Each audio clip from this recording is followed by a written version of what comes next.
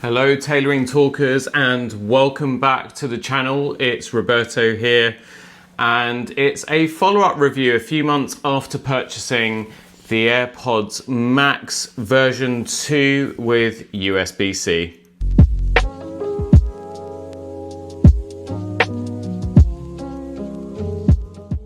Following my unboxing review, which you can find somewhere up there, I've been using these extensively for the last few months and now feel that it's time to give you my verdict on whether these were a great purchase or whether I have regrets.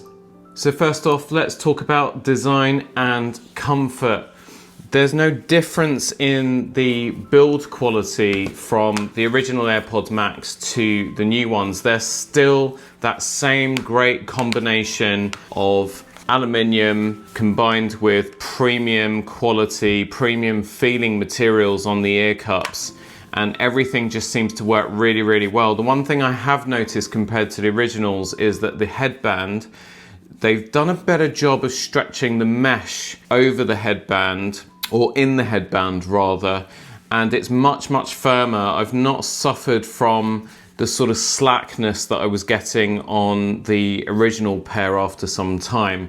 Now in terms of color, my original pair, I made the mistake of going for a lighter color. It was the silver. The whitish headband on that did discolor after a while. So learning from my lessons, I went for the midnight version, which is a beautiful, gorgeous color. It's sort of like a charcoal blue, got a hint of blue to it, and looks absolutely class in my opinion. And then the matching ear cups again are a sort of grey blue, and it all works really, really well. They look great, nice and practical, and hopefully they'll still look good in years to come. The other thing that I've noticed in the design is that the hinges on the AirPods Max 2 are a little bit more secure. They've got a little bit more play, but at the same time, they don't feel like they're really going to move anywhere or get looser over time. So that's another bonus. So I do feel like they did make, although not many, some changes to the design and the build for the better.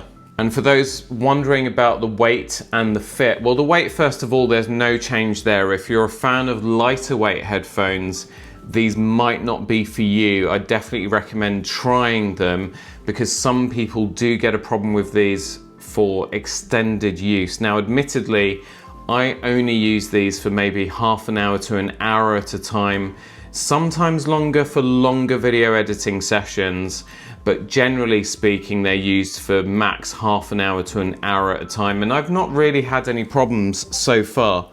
They fit really, really, really well. And the other thing that I really like about them is the ear cups actually surround the ear rather than sitting on the ear. I've had the Sony WM, whatever they're called, XM5s, Bose Quiet Comforts, and I also own the Beats Studio Pro Wireless, which are a fantastic alternative to these if you like a lighter weight headphone.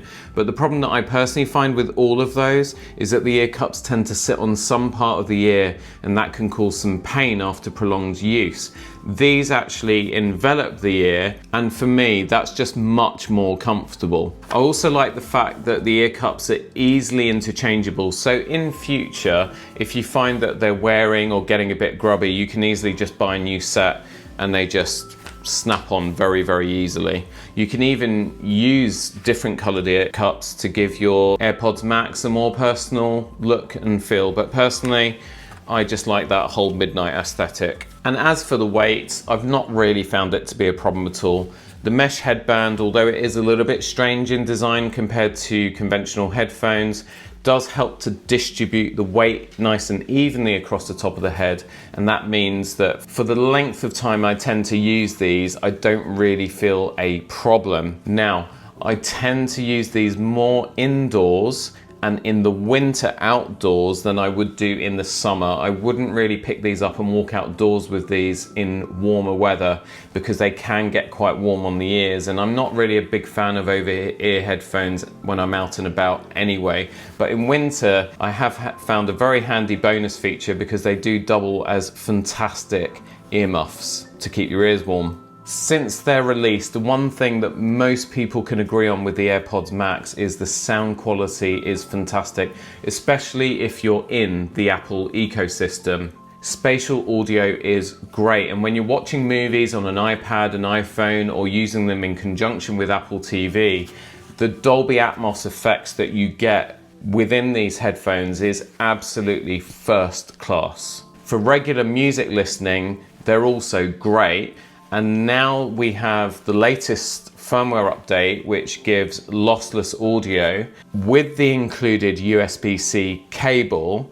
Audiophiles who are able to pick up those little differences that the rest of us mere mortals can't should be happy too, because now you are hearing all the detail in your music the way that the original recording artist intended. This also brings the AirPods Max up to the same level as other headphones that offer lossless audio, like the Beats Studio Pro Wireless, Sony's XM5s with their proprietary lossless audio system, and a whole host of other over-ear competitors to the AirPods Max. When you're listening to music, a podcast, an audiobook, or watching a movie and you just want to get lost in your own world, the AirPods Max are fantastic. Their noise cancellation, for me personally, having used other manufacturers' devices, is second to none.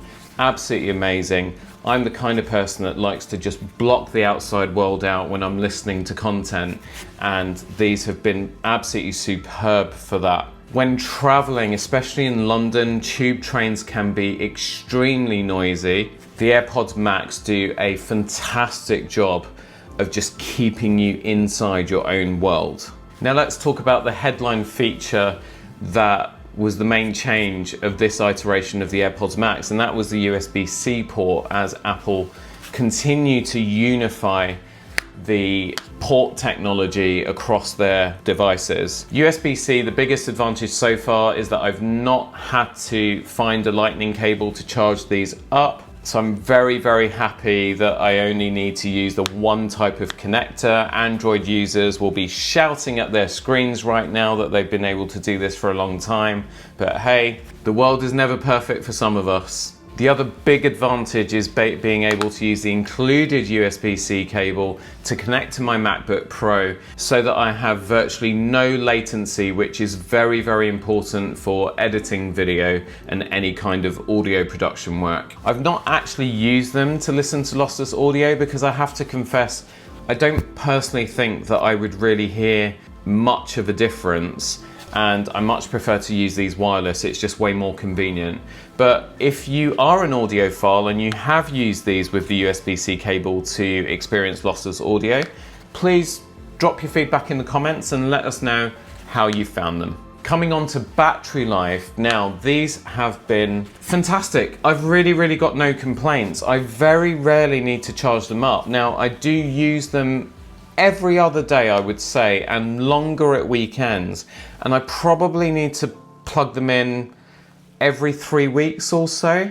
They do have a quick charge feature, so if you plug them in for about 5 minutes, that will give you a couple of hours of listening or a few hours of listening. But generally, I've not found battery life to be a problem. This is still one of the most stupid designs I think I've ever seen. So when I'm traveling with these, I do have to be a little bit more careful with how I pack them to protect that mesh headband. But generally, has it been a big issue? Has it been a deal breaker? No, it hasn't. And they do serve a function, because when you put them back into the smart case or the bra case, they do put the headphones into standby mode so that they're just ready for use the next time you need them. You don't need to faff around with trying to find an on-off button. And I personally really appreciate that. Have there been any downsides? Well, I'd probably say the price at the outset. They're still at over £500, a pricey set of headphones, and there are lots of competitors out there who are arguably much better value. But if you can afford them and you're in the Apple ecosystem, there's no better choice for a set of over-ear headphones. Arguably, you might look at the Beats Studio Pro Wireless. They're also fantastic, but the AirPods Max are still the gold standard if you're an iOS user. And yes, the smart case is still weird. I wish that there was something, and you can get third-party cases that will protect the headband as well, but they also have their downsides. The one thing with the smart case, it does make this a very compact thing to carry around, and as soon as you add a case to it, it just makes it very big. So when you're packing this in luggage, it takes up so much space. So like this, if I'm traveling, I tend to just sort of wrap it in a t-shirt or a sweater just to protect the band, and again, it's not really been a big deal. So am I happy with my investment? Do I have any regrets? None whatsoever. The change to USB-C has been welcomed. I really love using them. I love the experience of listening to music and video editing and so on these. Listening to podcasts and audiobooks is just wonderful, especially when I'm traveling, because you do get that wonderful noise cancellation with these, which helps to block out the whole world and helps you to really focus on your content. And that's all I've got left to say on these now, really. If you also bought a pair of these USB-C AirPods Max headphones, tell me about your experience in the comments. And if you've still sat on the fence and you're thinking about getting them but you're not sure, drop any questions you have for me below. I will answer, as always, all of you. Please remember to support our channel by dropping a like and subscribing if you found this helpful. It helps other people trying to make these purchase decisions find our content. We really appreciate all of you for all your support. Thanks so much for watching. I'll see you in the comments, and I'll see you on the next one.